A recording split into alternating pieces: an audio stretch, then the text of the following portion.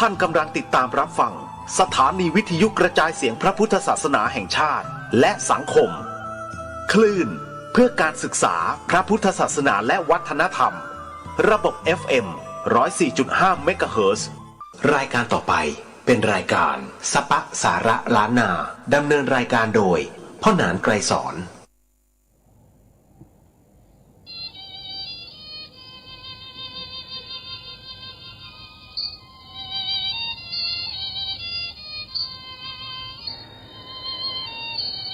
ขอยกมือ10 นิ้วไหว้สาพระศรีรัตนแก้วเจ้าทั้ง3 ประการอันมีพระพุทธเจ้าพระธรรมเจ้า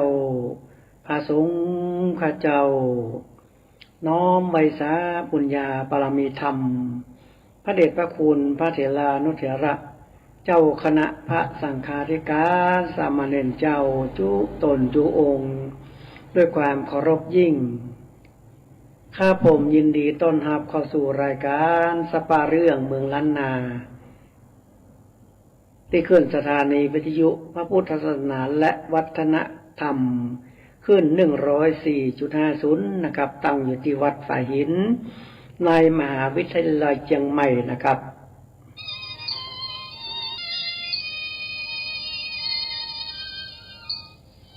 ครับทุกวันอาทิตย์ก็มาฟังรายการสัปปะเรื่องเมืองล้านนานะครับของพ่อจารย์พ่อหนานไกรสอนนะครับก็มาฟังเรื่องฮีบกองของหมายเก่าเรื่องปัญญาภูมิปัญญานะจารีตที่หอยปั้นเฮาเมืองเฮาปืนบ้านล้านนานะครับตลอดจนถึงเรื่องคาถาอาคมทั้งหลายนะครับที่เฮาได้สืบได้ทอดกันมานะครับก็เอามายุบมายาคนทั้งหลายนะครับในยุคนี้สมัยนี้ก็มาที่ปน้อยปนานปจานวัดก็ได้ของดีไปหลายอย่างนะครับ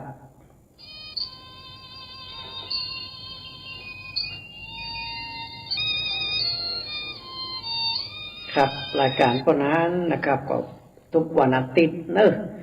ประมาณ10 โมงถึง11 โมงก็ปากันมาฟังเนาะฮีบกองของบักเก่าเรื่อง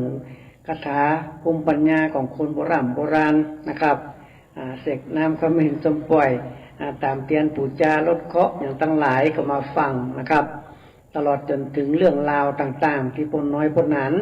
ได้เอามาออกอากาศให้บรรดาพ่อแม่พี่น้องท่านผู้ฟังนะครับได้ยินได้ฟังกันวันนี้ก็เป็นธรรมวันหนึ่งนะครับที่พ่อจารย์พ่อหนานไกรสอนนะครับจะได้น้อมนำเอาสิ่งดีๆมาคือกับบรรดาพ่อแม่พี่น้องท่านผู้ฟังนะครับได้ยินได้ฟังกันนะครับ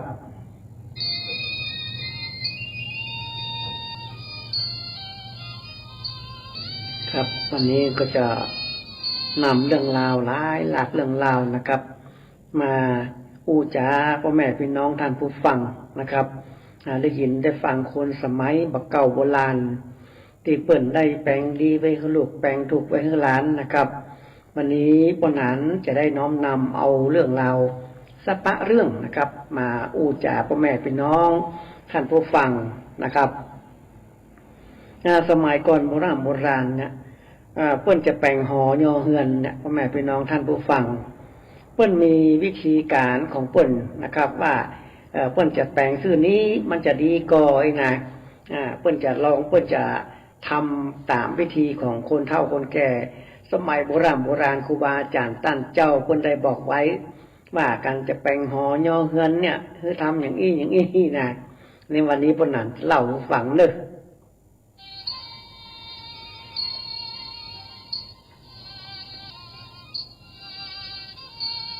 ครับ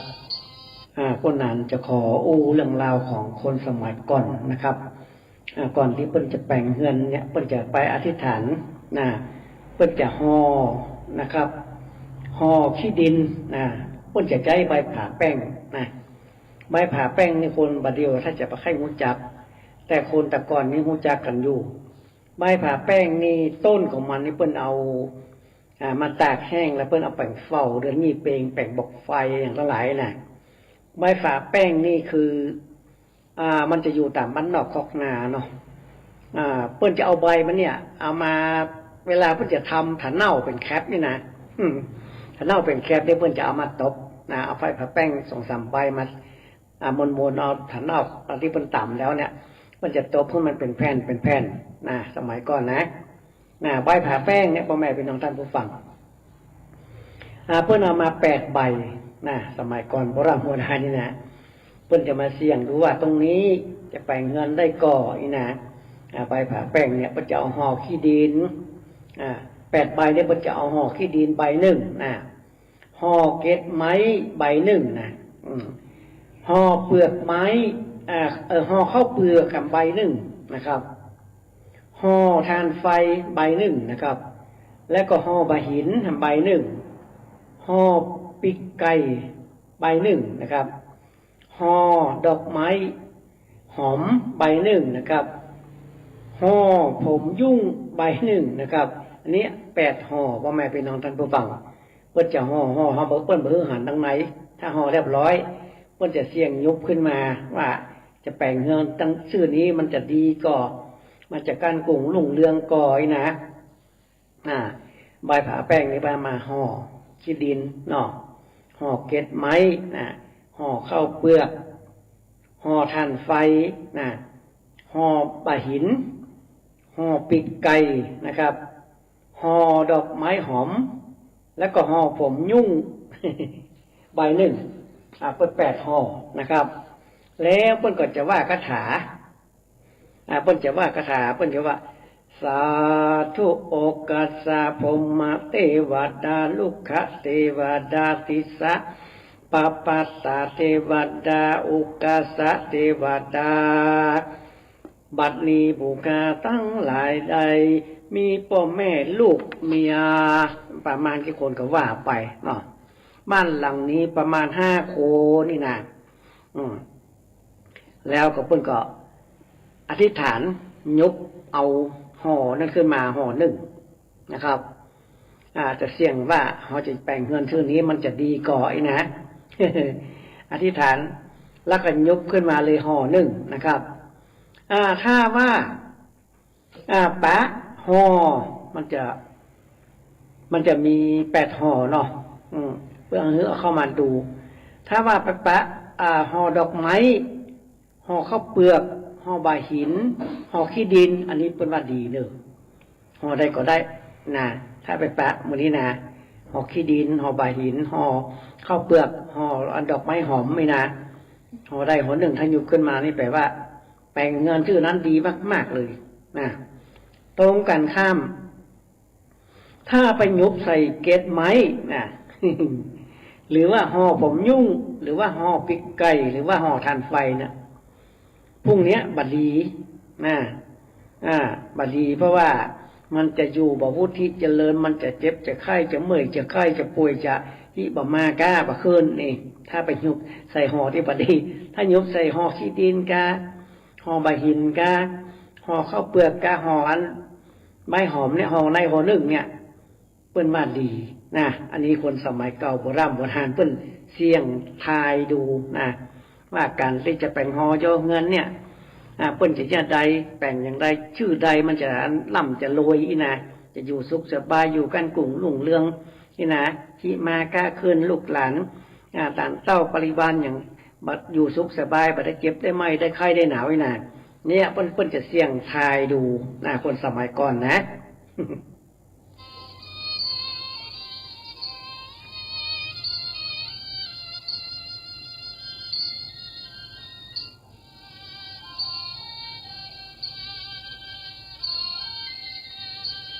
ครับแต่งห่อยอเงินเนี่ยเพิ่นมีวิธีการหลายอย่างนะคนบักเก่านะขุดน้ำบ่อของมันกันนะครับคุณน้ำบ่อคนสมัยเก่านี่เพิ่นจะขุดน้ำบ่อนี่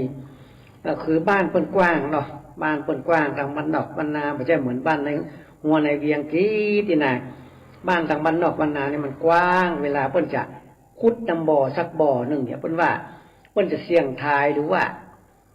น้ำตรงไหนมันจะขุดมันจะเห็นมันจะปะน้ำเวยนะจะขุดบ่เลิกนี่นะน้ำพอนะเปิ้นยังไงเปิ้นมีวิธีการของเปิ้นจะเอาพวกเข้ามาบอกแม่พระธรณีเจ้าตี่เจ้าดินว่าจะตัวข้าจะขุดน้ำบ่อไว้กินไว้ใจเนอ ตรงไหนมันมีน้ำคุดน้ำมาสายน้ำมันได้คุดได้เวยก็ขอข้าได้ปะได้หันได้ปบเน้อน่ะแล้วเปิ้นเอาโด่งพัดเข้าเนี่ยอธิษฐานแล้วเอาโด่งพัดเข้ามากิ้งพอกิ้งไปทางหน้าลุ้นถ้าโด่งควบที่ไหนนี่ไปว่าชื่อนั้นน่ะน้ำมันมีเปิ้นก็คุดตรงนั้นเลยถ้าโด่งหงายนี่บ่มีถ้าโด่งมันหงายขึ้นนี่บ่มีถ้าโด่งมันคว่ำไม่น่ะหมายโด่งพัดเข้ากับโด่งพัดเข้านั่นฮะถ้ามันคว่ำนี่หมายความว่าน้ำชื่อนั้นมันจะคุดง่ายมันจะเป็นสายน้ำนะครับ อันนี้แหละเป็นปัญญาภูมิปัญญาคนสมัยตะกอนโบราณที่เปิ้นจะคุดน้ำบ่อก่อศาลานี่นะครับ อันนี้ก็ปนาดเนิดน้อมนำให้พ่อแม่พี่น้องท่านผู้ฟังนะครับได้ยินได้ฟังกัน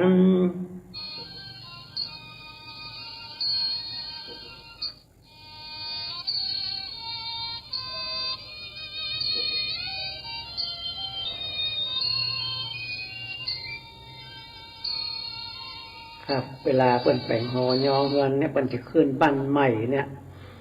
วิธีขึ้นบ้านใหม่ในตำรานะครับเปิ้นก็ได้เขียนได้อธิบายไว้ได้บันทึกไว้นะครับเอาทำแป่งหย่อเงินอย่างแล้วเราจะเอาอย่างขึ้นก่อนนี่นะติดจันการพูดพัดสุกเสาเนี่ยเวลาเราจะขึ้นบ้านใหม่เนี่ยเราจะต้องเอาอย่างขึ้นก่อนนี่นะอันนี้คนสมัยโบราณครูบาอาจารย์ตั้งเจ้าคนได้บอกไว้วิธีขึ้นบ้านใหม่นะครับถ้าขึ้นวันอาทิตย์เนี่ยกินข้าวแล้วก็ขึ้นสมัยก่อนนี่เพิ่นจะเอานายแก้วนายคำขึ้นไปก่อนนาทีกันคนเฒ่าคนแก่คนหนุ่มคนสาวว่าเบาจะก็หาแฟนไอ้แก้วไอ้คำนี่นะที่แท้มันเป็นสิ่งดีพ่อแม่พี่น้องท่านผู้ฟังขึ้นเงินสมัยเก่าถ้าขึ้นมันติดนี่นะเพิ่นเอาชื่อคนชื่อแก้วชื่อคำนะแก้วมันก็เป็นแก้วแหวนเงินคำเนาะคำก็เป็นของคำไม่เนาะเพิ่นให้คนชื่อนี้ขึ้นไปก่อนเราจะเป็นมงคลนะครับขึ้นวันอาทิตย์ถ้าขึ้นเงินใหม่วันจันทร์นะครับเพิ่นให้เอาขันดอกไม้ขึ้นไปก่อนขึ้นวันจันทร์ถ้าขึ้นวันการนะครับขึ้นวันใหม่คือเอาแก้วใส่น้ำขึ้นไปก่อน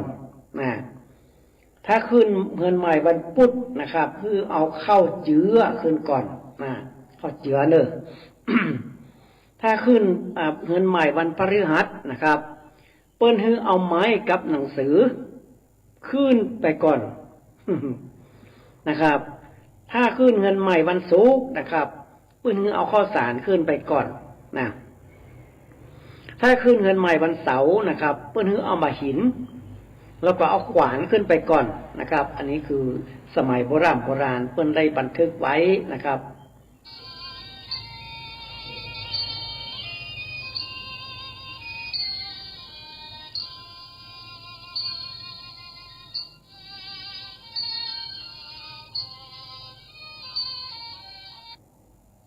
คนสมัยเก่านี่เปิ้นพิถีพิถันนะครับเวลาเปิ้นจะทำอันอย่างเนี้ยมันเปิ้นจะต้องดูวันแล้วก็เปิ้นทำนายวันได้ตัวคนตะก่อนมาก่อนสมัยโบราณนี่นะอย่างคนเกิดวันอาทิตย์วันจันทร์วันการวันพุธวันพฤหัสวันศุกร์วันเสาร์เปิ้นมันจะมีแง่ดีกับแง่เสียพ่อแม่พี่น้องท่านผู้ฟังคนสมัยก่อนนี่เปิ้นได้ทำนายไว้2อย่างวันอาทิตย์วันจันทร์วันการวันพุธวันพฤหัสวันศุกร์วันเสาร์นี่นะคนไหนเกิดวันไหนมันมีทั้งดีทั้งเสียเอาดีก่อนเนาะมาฟังเลยนะครับแง่ดีนี่เกิดวันอาทิตย์เนี่ยความคิดพึ่งผายอยู่สุขสบายต่อเต้าอุ้มเท่าอันนี้แง่ดีเลยถ้าคนเกิดวันจันทร์เนี่ยใจบานบ่เศร้าดับจิตไปบนจันฟ้าใจเบิกบานตลอดเลยบ่เศร้ามามองยังนี่นะคนเกิดวันการเนี่ยกล้าหาญสง่าอยู่ไหนบ่ท่ากลัวภัย คนเกิดวันพุธนะครับวิสุทธิ์หมดใสภาธนาอันใดก็สมใจไฟอ้าง คนเกิดวันพฤหัสนะครับวันพัดสมบัติมากกว้างเข้าของเงินคำเปลือนี่เปลือนี่เป็นกำเมืองหนึ่ง นะครับคนเกิดวันศุกร์นะครับสนุกแต่นอคนอื่นเปิ่นเงื้อข่อยยวนนี่มันเป็นกรรมเก่าเนาะคนเกิดวันเสาร์นะครับบ่มีกรรมสวนปริวนมากมายจื่นสู้ก็ดีเหมือนกันนะครับอันนี้คือหัวใจเป็นหญิงเหมือนกันหมดเนอะแง่ดีนะครับถ้าแง่เสียนะครับอันแง่เสียมันกับมองไปหาแง่หนึ่งคนเกิดวันติดเนี่ยดวงจิตเหหันเหผสมขั้นนี้เลี้ยงตัวปกุ้ม แต่คนเกิดวันติดแหกคนเกิดวันจันทร์เหมือนควรภัยหมอกคุ้มท้องฟ้ามัวมืดมิดคนเกิดวันการมักผ่านญาติมิตรพิษมิตรพิษแผกข้อศีลธรรมคนเกิดวันพุธไล่คนอุปถัมภ์ตุกตดตำหาดีบ่ได้คนเกิดวันพัดสมบัติบ่ใกล้บ่มีเงินทองสิ่งทรัพย์คนเกิดวันศุกร์สนุกบ่นักเหมือนพักป้งหินป่ายดอยคนเกิดวันเสาร์อย่างอันล้ำเหลือเปรียบเหมือนขี้เหือถูกลมไหวปึ้ง อันนี้ข้อเสียนะครับไม่ทั้งข้อดีข้อเสียเนาะอันนี้ก็ฟังนะครับเป็นฟังประดับจิตประดับใจว่าคนเมื่อก่อนเพิ่นทำไว้อย่างนี้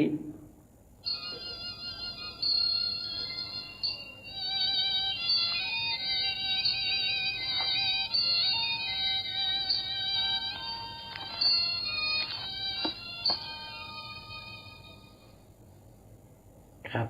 บรรดาพ่อแม่พี่น้องท่านผู้ฟังนะครับฟังรายการสปาเรื่องเมืองล้านนานะครับ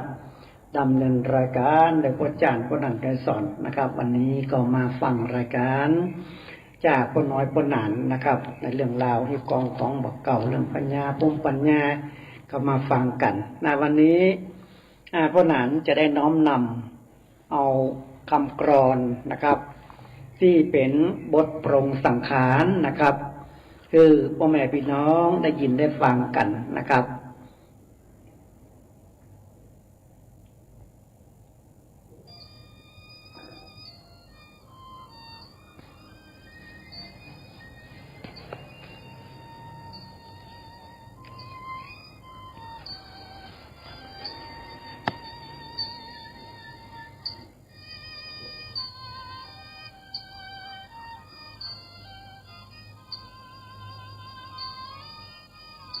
โอ้ว่าอนิจจา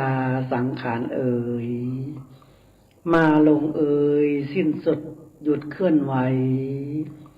เมื่อหมดหวังครั้งสุดท้ายไม่หายใจธาตุลมไฟน้ำดินก็สิ้นตามนอนตัวแข็งสลดเมื่อหมดชีพเขาตราสั่ง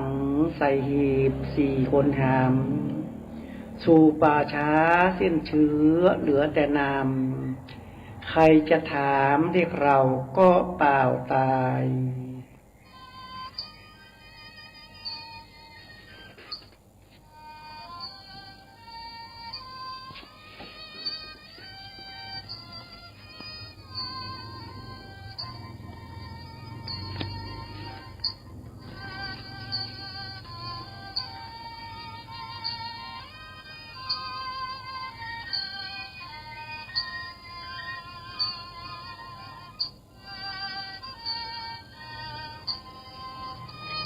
นี่แหละหนอมนุษย์เรามีเท่านี้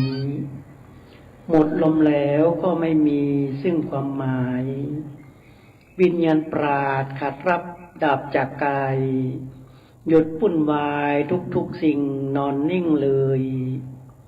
เมื่อชีวิตเรานี้มีลมอยู่จงเพ่งรู้สินทานณท่านเอ๋ย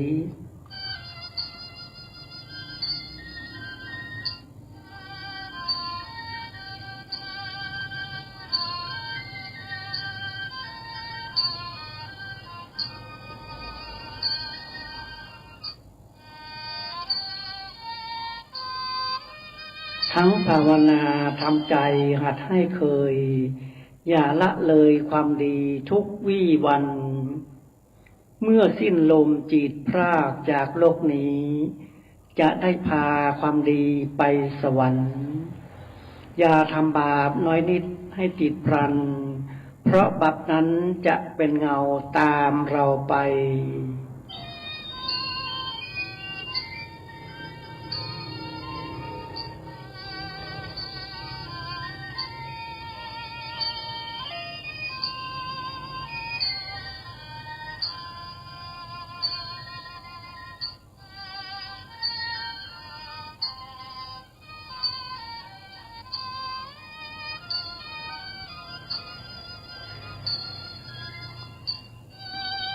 สู่นรกอเวจีที่มืดมิด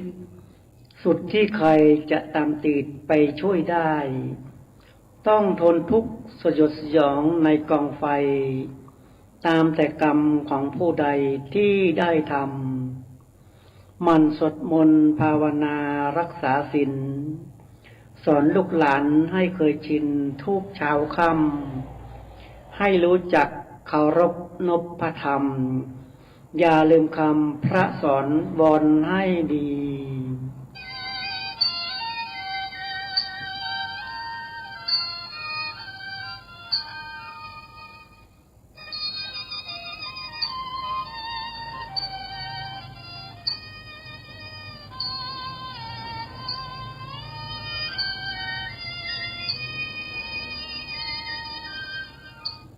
เราเกิดมาเพื่อตายมิใช่อยู่ทุกคนจะต้องสู่ความเป็นผีเมื่อเกิดมาเป็นคนได้ทั้งทีก็ควรสร้างความดีติดตัวไปเพื่อจะได้เป็นสุขไม่ทุกข์ยากไม่คับแค้นลำบากเมื่อเกิดใหม่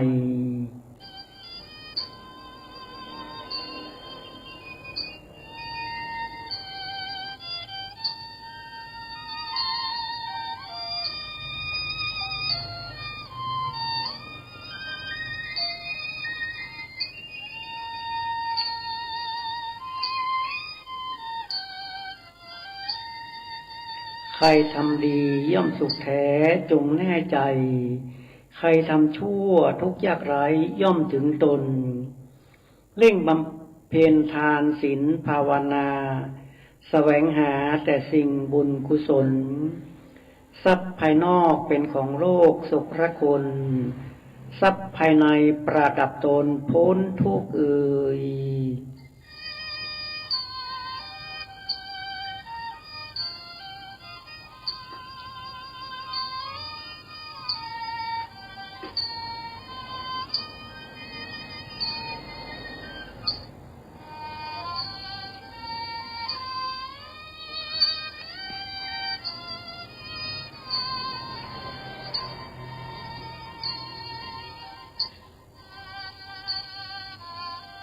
ครับนี่คือบทปรงสังขารนะครับก็มาฟังรายการสัปปะเรื่องเมืองล้านนานะครับก็ได้ฟังข้าวห้ามคำกรอนโดยนะครับก็ฟังกันเปลี่ยนบรรยากาศเนาะหลังจากที่เขาอู้เรื่องราวฮิบกองของบักเก่าเรื่องกระต้องกระทะอะไรอย่างทั้งหลายก็เอาข้าวห้ามคำกรอนนะครับมาออกอากาศเป็นครั้งเป็นคราวคือพ่อแม่พี่น้องท่านผู้ฟังนะครับได้ยินได้ฟังกันนะครับที่ห้องส่งสถานีวิทยุขึ้นพระพุทธศาสนาและวัฒนธรรมนะครับระบบ FM 104นะครับ.50นะครับตั้งอยู่ที่วัดป่าหินในมหาวิทยาลัยเจียงใหม่นะครับเวลาของพ่อจันพ่อหนานไกรสอน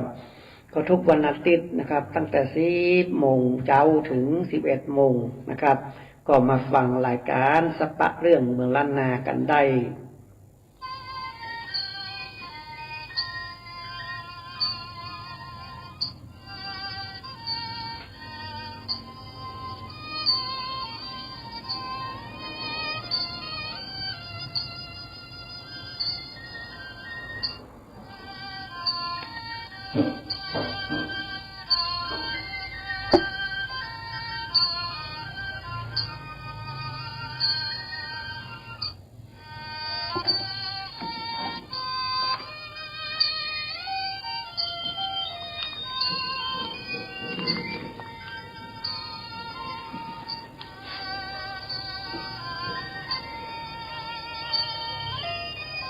ธอไม่มีสิ่งที่เขามี แต่เธอก็มีสิ่งที่เขาไม่มี แม้เธอทำไม่ได้ในสิ่งที่เขาทำได้ แต่เธอก็ทำได้ในสิ่งที่เขาทำไม่ได้ ทุกคนไม่ใช่เธอเท่านั้นที่มีความบกพร่องทุกทางไม่ใช่ทางของเธอเท่านั้นที่มีอุปสรรคและปัญหาเราไม่อาจทำได้ดีหรือสำเร็จได้ทุกเรื่องแต่ก็ไม่มีใครล้มเหลวตลอดกาลจงค้นหาความสามารถในตัวเธอทุ่มเทให้กับมัน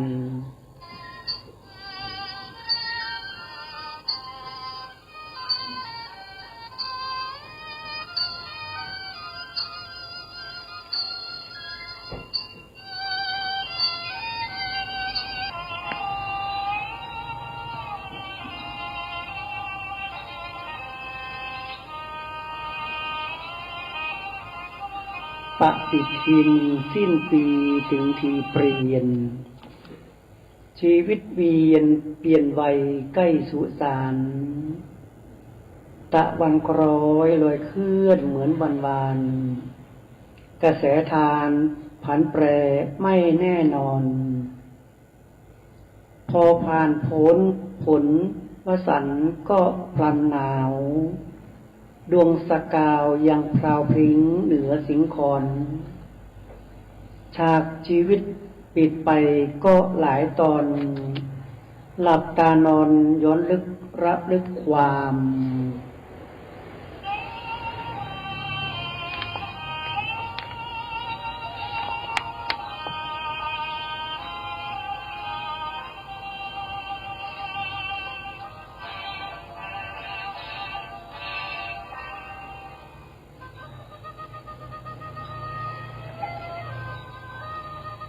จากบ้านนามานานจนปันนี้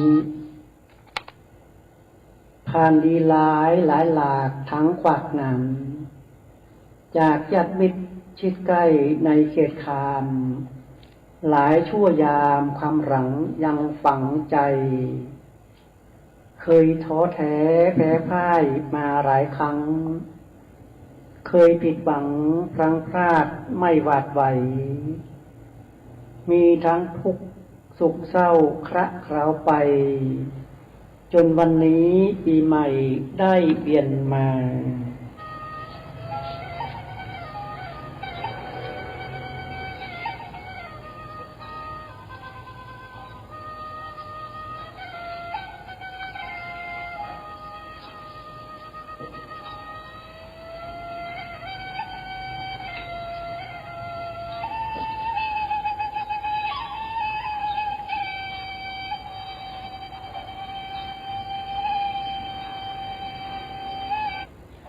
ย้อนความหลัง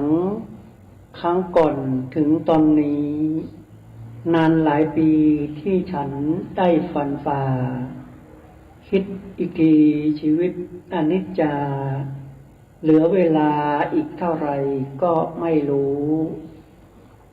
ชีวิตคล้ายสงครามสนามรบเมื่อประสบพบศึกต้องนึกสู้ต้องหารกล้าฝ่าประจันฟันศัตรู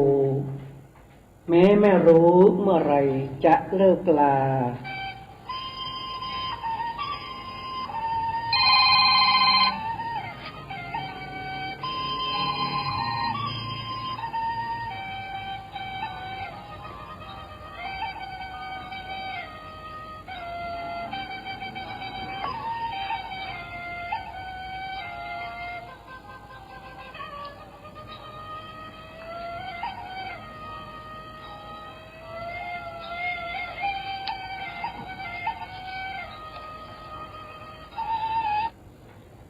ปฏิทินสิ้นปีถึงทีเปลี่ยน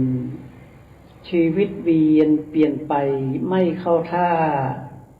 อุปสรรคมากมายในชีวาต้องแกร่งกล้าฝ่าฟันจนวันตายชีวิตนั้นสำนัก ประจักษ์อยู่จงทนสู้สารฝันที่มั่นหมายเมื่อรารับโลกล่าชีวาวายคงไม่อายหน้าประชาชี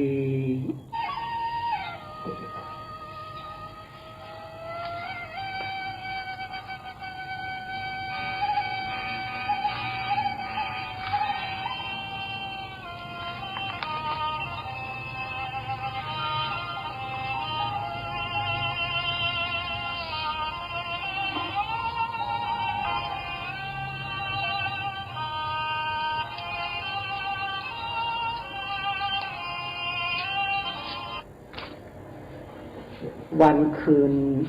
ผ่านไปไม่เคยยัง้งอนิจจังยังอยู่คู่สังขารชีวิตเปลี่ยนเวียนไปไม่ยืนนานอะไรหรือคือแก่นสรรของวันคืนกี่กันฝนทนหนาวกี่คราวร้อนกี่บทตอนนอนตรมระทมฝนกี่ชีวีที่ซ้ำทนกล้ำกลืนกี่วันคืนขมตรมลึกไทย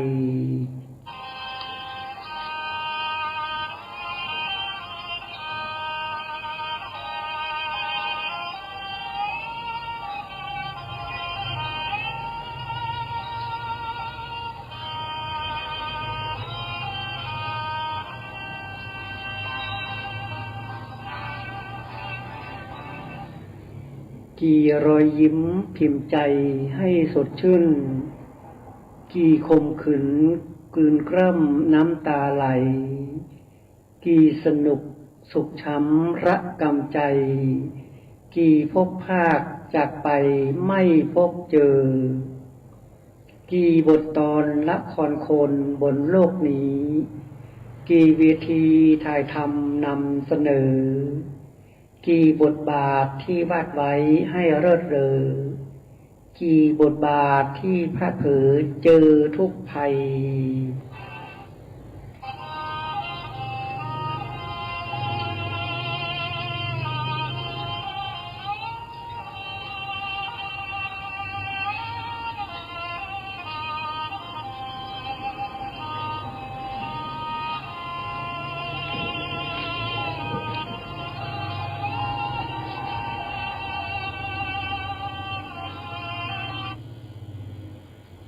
กี่บทบาทกี่ละครโลกนี้จะต้องมีจบลงอย่างสงสัยทุกชีวิตลิขิตต้องราไปไม่มีใครไม่สิ้นชีวินทรีทั้งชีพเราเขาท่านเหมือนกันหมดถูกกำหนดบทสุดท้ายให้เป็นผีหญิงหรือชายต้องตายวายชีวีไม่อาจหนีไปไหนในแดนดินจะร่ำโรยล้นฟ้าคนยกย่องมีคู่ครองเคียงคู่อยู่เสียบแสนจะเก่งกล้าคนกลัวทั่วเมืองแมนหรือคนแค้นแสนจนคนประจาน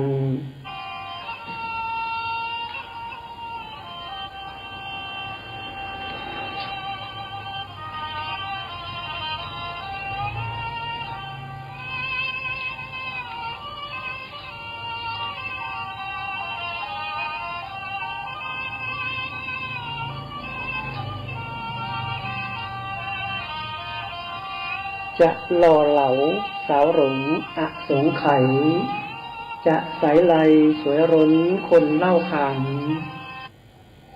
หรือขี้ลิ้วขี้เลผิวหย่อนยานก็มิเที่ยงทานอยู่นานนม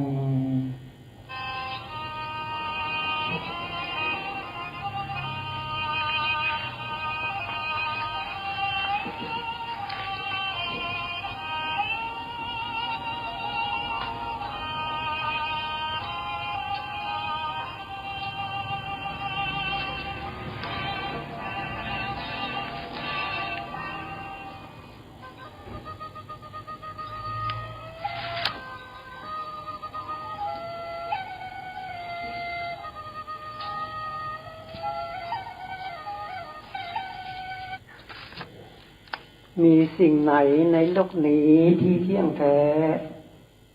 ไม่แปรเปลี่ยนให้คมคืนมีใครบ้างไม่บ่นทนละทมไม่สิ้นลมพร้อมตายวายชีวันที่ว่าฝันวันผ่านมานานนับเวลาล่วงลับแล้วแก้วตาเอ๋ยชีวิตเปลี่ยนเวียนไปไม่เว้นวันจะฝ่าฟันหาสิ่งใดในโลกา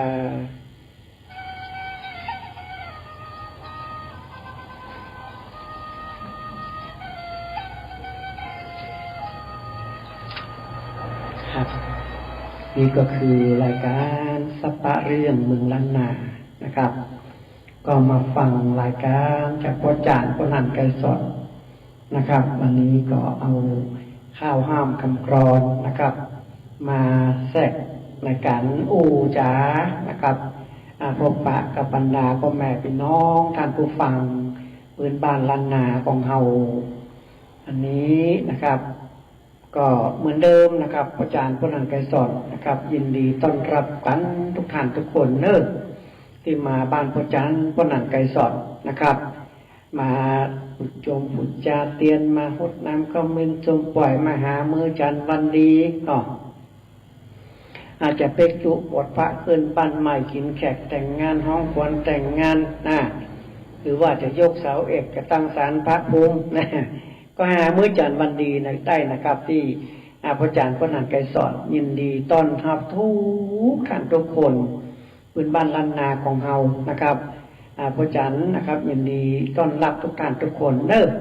ที่มาบ้านพระอาจารย์ผู้นันไกรสอนนะครับที่อากาศเกษตรเทศบาลครับข้างปัจจาหายานะครับที่เพิ่นขายต้นไม้ต้นดอกขายกงหมากงแมวลูกหมาลูกแมวอาหารปลาอาหารปูอาหารหมาอาหารแมวเนาะก็มาแอวมาจ่ากันได้เนอะบ้านพนันติดถนนใกล้ๆกับมูลนิธิอปปรหน้าบ้านพนันติดธงชาติผืนใหญ่ๆนะครับสังเกตได้นะครับใกล้กับไฟฟ้าขยะอย่างนี้แหละที่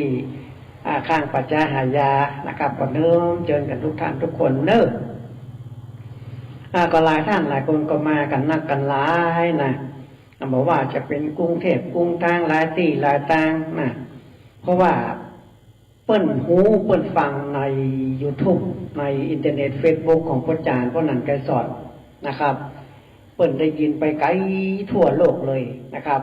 อันนี้แหละเป็นสิ่งดีเจอเลยนะพ่อแม่พี่น้องท่านผู้ฟังทั้งหลายนะกระบอกเสียงอันนี้แหละจากอินเทอร์เน็ต Facebook นะใน YouTube อย่างทั้งหลายนี่ของพระอาจารย์ผู้นันไกรสอนมีคนก็เข้าไปดูกันนะครับบอกว่าจะเป็นเจียงแสนเจียงไฮ้แป่น่านอย่างอุตรดิตถ์สุโขทัยนครสวรรค์อย่างเปิ้นเข้าในฟังเข้าไปดูใน YouTube อินเทอร์เน็ต Facebook ของพระอาจารย์ผู้นันไกรสอนก็เลยโด่งดังไปทั่วโลกอีกดีกว่าเนาะ อันนี้แหละครับของดีล้านนาของเฮาที่พระอาจารย์ผู้นันไกรสอน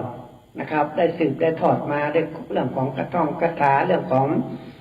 จารีตทิศหอยนะครับเมตตามหานิยมกาแม่นขายหมานนี่นะครับคนสมัยก่อนโบราณนี้เพิ่นอาศัยสิ่งเหล่านี้นะครับอาศัยสิ่งคาถาเหล่านี้ของขลังทั้งหลายเพิ่นเอามาช่วยค้าช่วยขายพ่อแม่พี่น้องท่านผู้ฟังเมตตามหานิยมนี่เพิ่นเอามาช่วยค้าช่วยขายกาแม่นขายหมานนะเงินไหลนองทองไหลมา อันนี้เป็นความเชื่อส่วนบุคคลพ่อแม่พี่น้องท่านผู้ฟังนะครับเอาทำไปนะเมตตามหานิยมนี่เปิ้นภาพเปิ้นโหมเจ้านายฮักหุมกะเนาะปริวารนักหนาป้านเฮาเป็นหัวหน้าคนเป็นผู้หลวงกำนันเป็นผู้ว่าเป็นนายอำเภออบตอย่างเนี้ยลูกน้องปริวารของเฮาเนี่ยจะดีกับเฮานะครับจะดีกับเฮาจะมาขึ้นลงอย่างกับเฮาจะมาปรึกษาหารือจะนับถือเฮานะครับอันนี้แหละเปิ้นว่าเสริมดวงเสริมชะตาชีวิตคือดีขึ้นโดยใจพระคาถาพื้นบ้านล้านนาเก่าโบราณของเฮาเนี่ยเมตตามหานิยม มาเสกมาเป่ามาทำพิธีนะครับ คือเปิ้นหักเปิ้นโหมนะครับคือหล่ำคือรวยคือเงินไหลนองทองไหลมา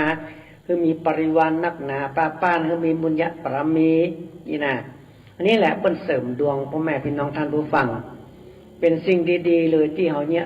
ได้ทำมันแบบผิดจารีตอีหอยไปทางใดเพราะว่าครูบาอาจารย์ท่านเจ้าเพิ่นได้สั่งมาไว้ว่าสูอย่างอีเนยนะเมตตามหานิยมเนี่ยพิศนาทำคนบักเก่าเนี่ยมันมีหลายอย่างพ่อแม่พี่น้องท่านผู้ฟังอย่างเขามาถามพ่อหนานว่าพ่อหนานองเต่านี่เพิ่นเอาไว้ในหลงเข้าไว้หยังหรอองเต่าคนสมัยเก่านี่เพิ่นจะไปล่าเต่าล่าแลนในแพะในป่ามันจะมีของกินมันจะมีตุกกาหันกาอย่างเนาะเพิ่นจะไปเซาะแลนเซาะเต่าอย่างเนี้ยมากินในครอบครัวอย่ามันมีที่ซื้อที่ขายหรอกเสาะปูเสาะปลาในห้วยในห้องปลาก้างปลาอีปุ่มอย่างก็ได้นี่นะครับเขียดยกเขียดอย่างเพื่อนเอามากินนะแล้วเต่าเนี่ยเพื่อนเอามากินเหมือนกันนะครับมาใจเต่าเหมือนเต่าประเดียวเต่าประเดียวเพื่อนเอาปล่อยเคาะปล่อยไฟเนาะอย่างเต่าที่อยู่ในแพะในป่านี่นะเวลามันตัวใหญ่หรอกเพื่อนเอามากินแล้วเพื่อนจะเอาอองเอาหลังคาเอาอองมันไว้อองเต่านะเขาถามพ่อหนานว่าเพื่อนเอาไว้ในหลงเข้าอย่างนั้นพ่อหนานก็บอกเขาเพื่อนว่าคนเฒ่าสมัยเก่าโบราณเนี่ยเพื่อนไปเสาะเต่าเส้นอย่างมันเพื่อนอองเต่าที่เพื่อนบ่าเอาไปขว้างเพื่อนเอาไว้ในหลงเข้าเปลือกที่เพื่อนเอาเข้าเปลือกไว้นี่นะแล้วเวลาเพื่อนจะเอาเข้าไปต่ำไปสีเนี่ยเพื่อนจะเอาอองเต่านะตาเข้าเปลือกใส่ซ้าใส่บุงใส่เปียกเอาอองเต่าตักเข้าใส่เป็นอ่องขล่องเป็นก๊อกอ่องขล่องน่ะแล้วปนานมันแปลว่าจะใดน่ะปนานก็บอกว่าคนสมัยเก่านี่เปิ้นเอาอองเต่านี่มันเตียวจ้าอย่ามันไปจ้าตอแต่เปิ้นเปรียบเสมือนนึงว่าเฮามีเข้าอยู่ในหลงเนี่ยคือมันเสี่ยงจ้าคือมันหมดจ้าเหมือนกับอองเต่าที่เอามาตักเข้าเปลือกใส่บุงใส่เปียกเราจะเอาไปสีไปตำไหมนะเอาตักใส่แล้วเปิ้นก็ว่าเวลาเขามีเข้าเนี่ยมันจะกินคุ้มขวบคุ้มปีนะมันเสี่ยงจ้ามันแบบเสี่ยงเว้ยอีนะอันนี้เป็นพญาภูมิปัญญาของคนบักเก่านะครับคนบักเก่านี่เวลาเปิ้นเอาเข้าขึ้นหลองนี่นะเวลาจะหาบเข้าขึ้นใส่หลองนี่นะเปิ้นจะต้องเอาคนที่ปีม้าปีงูปีแปะเนี่ยเพื่อจะเอาคนเอาเข้าไปใส่ในหลงในเงียก่อนเป็นมงคลเพราะจะได้ถึงเอาปีมะปีแปะปีอย่างทั้งหลายเนี่ยปีงูเนี่ยบัจเจปีมะปีงูปีแปะอย่างนี้นะเพราะว่างูกับแปะเนี่ยมันบักกินเข้านะถ้าเกิดว่าเอาคนเปิงไก่เนาะไก่เนี่ยมันกินเข้าดีปีนั้นเนี่ยบัตันถึงควบถึงปีเข้าหมดก่อนละเข้าในหลองหมดก่อนเพราะว่าเอาคนเปิ่งไก่เปิ่งม้ามันสิเข้าเหมือนเนาะเอาเข้าไปใส่หลองเป็นมงคลมาได้นะต้องเอาเป็นคนที่เปิ่งตัวที่มันบักกินเข้าเปิ้นหมายเขาว่าเข้านั้นจะกุ้มขวบกุ้มปีนะจะกินกุ้มขวบก้นปีถึงปีหน้ายามเนี่ยให้เนี่ยนาเกี่ยวเข้าเอาเฟืองมันก็จะถึงปีหน้าตัวเองคนเฒ่าคนแก่บางคนที่มีต้งมีนาสมัยเก่านะบางท่านบางคนนี่เข้ากินสู้ปีน้ำบะเสี่ยงนะเข้าในหลองมันนักหน่อยเข้าเปลือกปนเก็บไปนักมากๆนะกินบะเสี่ยงเนี่ยจะได้เวลาเข้าใหม่มานี่ก็จะตักเข้าเก่าออกก่อนตักไปติ่งนะตักเข้าเปลือกอันที่เก่าอันเข้าปีแล้วนั่นนะเป็นว่าเข้าถ้าเข้านี่มันเกินปีไปนี่มันกินมาแค่ลำคนสมัยก่อนนะมันยางมันแบบแค่มีเวลามันนึ่งแล้วมันแบบแค่ลำมันเหมือนเข้าใหม่เนาะถ้ามันป้นขวบก้มปีไปนะนี่แหละพ่อแม่พี่น้องท่านผู้ฟังพญาภูมิปัญญาของคนบักเก่าโบราณนี่นะครับเป็นจะเนี้ยอันยังจะทำอันยังเนี่ยเกี่ยวกับบ้านกับจองเกี่ยวกับอันอย่างทั้งหลายการกินกันอยู่ทั้งหลายนี่เปิ้นพิถีพิถันมากๆเลยพ่อแม่พี่น้องท่านผู้ฟังเวลาเอาเข้าขึ้นหลอกเนี่ยเอาคนที่เปิ้ง ไก่เนี่ยมาได้เปิ่งม้ามาได้เปิ่งหมามาได้หมาไก่เนี่ยมากินข้าวหรอกถ้าเอาคนนี้เอาเข้าไปใส่หลอกเป็นคนแรกนี่นะพอตื่นถึงขวบถึงปีเข้าหมดละอันนี้เป็นภูมิปัญญาคนปะเก่าโบราณนะครับเวลาพ่อจะเอาไปมาเอาเข้าไปมาแล้วมันก็สอนลูกสาวหรอกลูกเวลาจะมาเข้านะเอามือโกนหม้อเข้ามาเนอะแล้วก็ว่ากระถาโดยมูลมามิมามูลมามิมามูลโกนเข้าแล้วก็มันจะบาเสี่ยงเข้านี่นะเข้านี่มันจะบาเสี่ยงมันจะกินกุ้งกวบกุ้งปีมันบาเสี่ยงเว้ยนะครับอันนี้เป็นปัญญาภูมิปัญญาของคนบักเก่าโบราณนะครับที่เปิ้นได้แปลงดีไปให้ลูกแปลงทุกข์ไว้ให้หลานนะเวลาเปิ้นนึ่งข้าวใส่ไหข้าวเนี่ยทุกคนมันทุกวันมันจะมีไหข้าวเพราะแค่เหมือนมีกระติกน้ำแข็งเอาใส่ข้าวฮ้อนข้าวอุ่นเนี่ยเหมือนใจอย่างประเดียวเปิ้นเอาใส่ไหข้าวไว้นะแล้วก็เวลาเพิ่นจะกินเนี่ยเพิ่นจะโคตรเข้าในไหเนี่ยใส่ถ้วยจานถ้วยอย่างทั้งหลายนี่นะน้องอ่อนบางคนก็บาโคตรใส่จานยกกินขนมหายนะถ้าคนเฒ่าคนแก่หันน้องอ่อนกินข้าวแล้วไปโคตรตั้งขึ้นกลางจังงงอย่างนี้เพิ่นเหมือนได้เพิ่นเพิ่นด่าหัวเนอประกอบคนเฒ่าคนแก่สมัยก่อนเนี่ยนะกินข้าวองมงขึ้นกลางหายเป็นลงเป็นหูลงไปไหนนะคนเฒ่าคนแก่เพิ่นด่าเลยเพิ่นเอากินอย่างนี้เพิ่นมากินเนอะต้องกินให้มันลงเปียงลงไปเนาะอันอย่างเขาเพิ่นห้องหยากินบกยกลงอีกอ่ะคนเฒ่าคนแก่สมัยก่อนเวลากินข้าวในหายจกเป็นหูขึ้นกลางนะเพิ่นบอกว่ากินบกยกลงมันบัดดีมันเสี่ยงเวยมันเงี้ยมากล้าประขึ้นมากินข้าวในหายเป็นหูจมูกลงมาขึ้นกลางให้นะเพิ่นสอนลูกสอนหลานเพิ่นหรอกกินบกยกลงแล้วลงเนอบัดดีกินข้าวกินให้มันเปียงลงไปหรือว่าจะกินแบบคดใส่ถ้วยใส่จานแล้วก็กินอินก็ดีนะอันนี้เพิ่นสอนลูกสอนหลานพ่อแม่พี่น้องท่านผู้ฟังคนเฒ่าสมัยปักเก่าเนี่ยนะโอ้เพิ่นสอนลูกสอนหลานนะการกินกันจูเนี่ยเวลากินข้าวเนี่ยกินข้าวจะไปนั่งมางานบัดดีก็บ่ได้นะเป็นไปหยามันยิงนี่ แต่บางชนเผ่าบางเผ่านี่เพิ่นจะนั่งของเยาะหรอกกินข้าวนี่ เผ่าบนดอยนี่นะเพิ่นจะนั่งเวลากินข้าวจะนั่งของเยาะนั่งกันเป็นหมู่แวดลุ่มคนเมืองเขานี่นั่งคดตะหวายหรอกเวลานั่งกินข้าวขันโตไว้นะคนพื้นเมืองเขานี่นั่งคดตะหวายไม่ยิงก็นั่งพับเพียบนั่งมอแม่กินข้าวเนาะมาเดี๋ยวนี้เพิ่นก็ว่าเหมือนกันนะคนเฒ่าสมัยเก่านี่เวลากินข้าวนี่นะอย่างเนาะเพิ่นนั่งคดตะหวายนอนอย่างเนาะหงายองค์ตินนี่กะเพิ่นนั่งดีๆนั่งเรียบร้อยเวลากินข้าวนะคนสมัยก่อนเพิ่นจะสอนลูกสอนหลานเนี้ยพ่อแม่พี่น้องท่านผู้ฟังเวลากินข้าวเนี่ยกินเวลานอนก็คือนอนจะไปนอนผิวปากก็ได้นะคนเฒ่าคนแก่บรรดาเนอะนอนแล้วผิวปากไม่ได้นะบ่ได้คนสมัยเก่าเพิ่นบ่คือนอนผิวปากนะครับกินข้าวก็เหมือนกันบ่คือจอนถ้วยจอนเนี่ยมันดังกังๆเก่งๆนะบ่คือจอนถ้วยจอนมันพัดกันดังลงไปเพิ่นด่าหัวคนสมัยก่อนนะด่าหัวกินข้าวดังก็บ่ได้ดังจุกใจเพิ่นบ่คือกินนะคนสมัยก่อนนี่เพิ่นถือมากๆเลยลูกหลานตันเต้าเพิ่นอย่างใดเพิ่นสอนคือมันเป็นคนดีเนาะอันนี้แหละครับพ่อแม่พี่น้องท่านผู้ฟังเพิ่นสั่งเพิ่นสอนมาบัดนี้โอ้ยังจะได้ก็มีประสบประเสียงกินข้าวกินเหล้ากินหยังตั้งหลายบ่สนใจจะนั่งจะนอนกินมีหันประสบประเสียง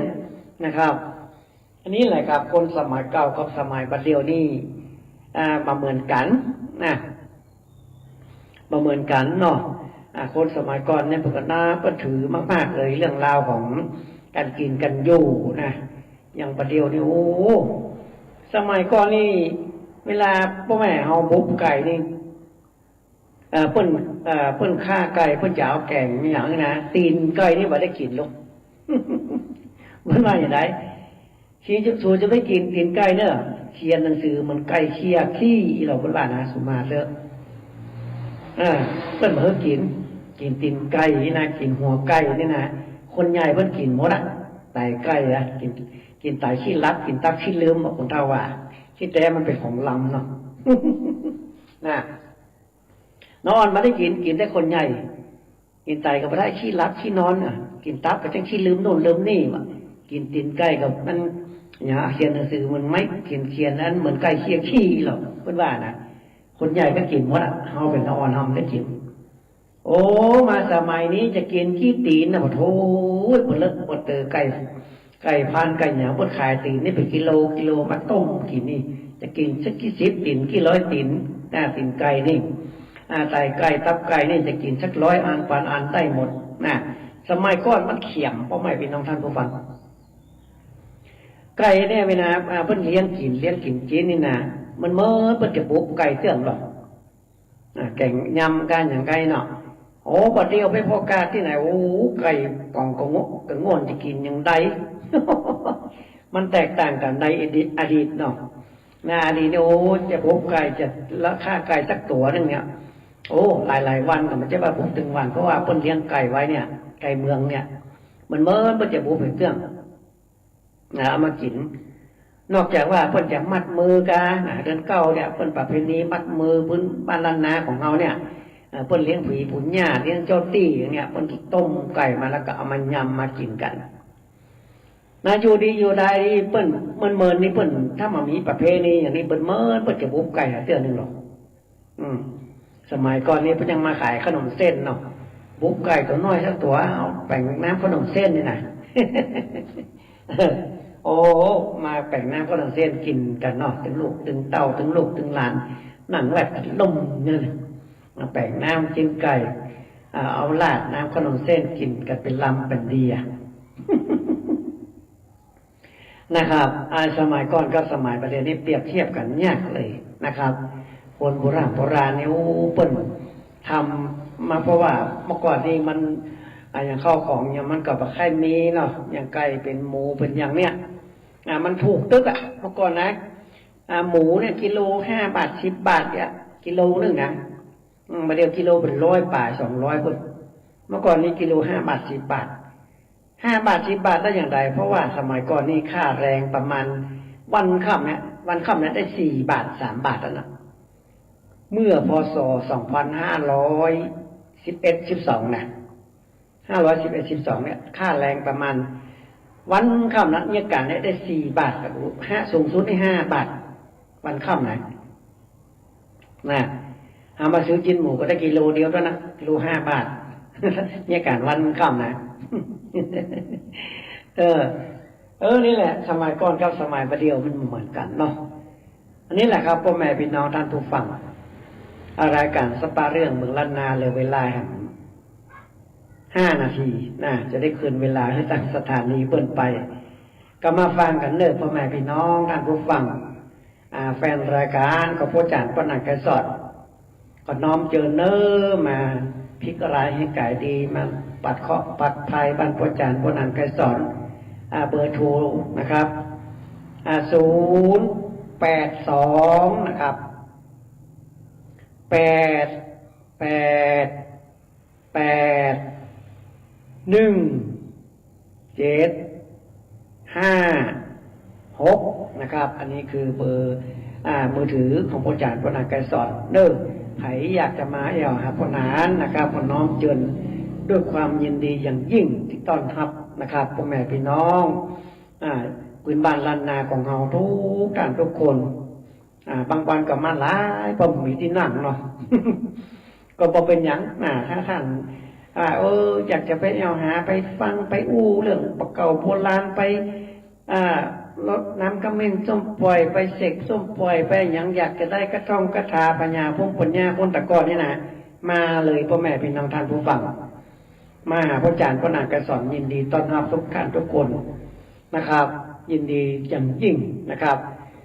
บ่ต้องไปคิดว่าโอ้มาแล้วจะเสี่ยงเงินนักอย่างนี้บัดใจนะครับ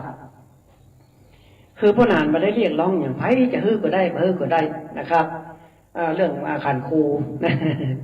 อาจจะฮื้อก็ได้บ่ฮื้อก็ได้ถ้ามันมีปัจจัยก็บ่ต้องฮื้อเนาะ